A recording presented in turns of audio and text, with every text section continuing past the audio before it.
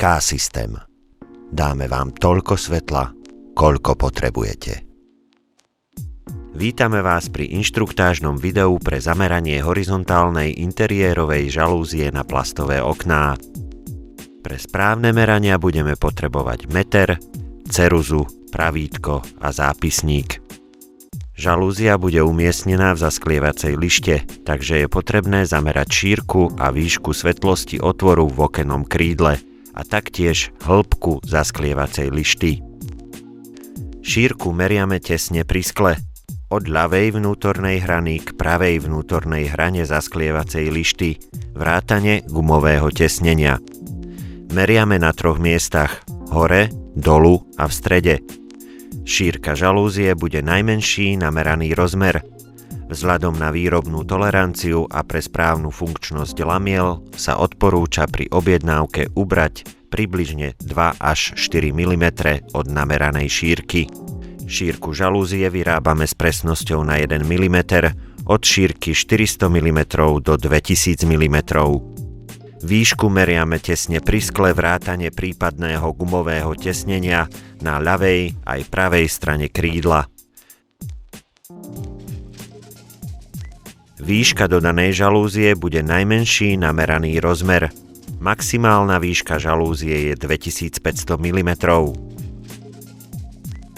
Hĺbku zasklievacej lišty je dôležité zamerať pri oknách s hĺbkou menšou ako 18 mm.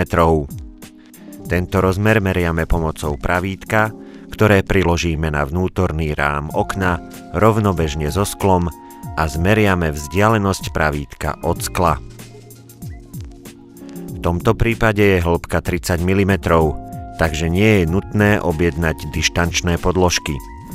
Ak je rozmer menší ako 18 mm, tak je nutné objednať a použiť pri montáži horného profilu dištančné podložky na odsadenie žalúzie od okna.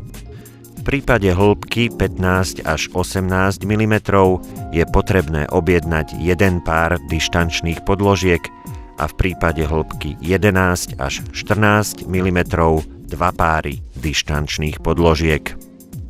Pri meraní rozmerov pre horizontálnu interiérovú žalúziu meriame šírku a výšku svetlosti otvoru a hĺbku zasklievacej lišty.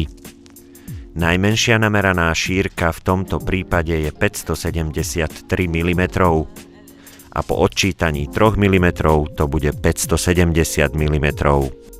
Kratšia nameraná výška svetlosti otvoru je 1183 mm a hĺbka zasklievacej lišty je 30 mm, takže nie je nutné objednávať dištančné podložky.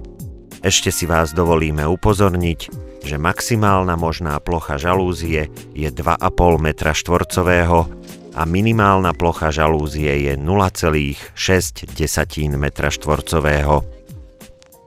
Tým K-systém vám ďakuje za pozornosť.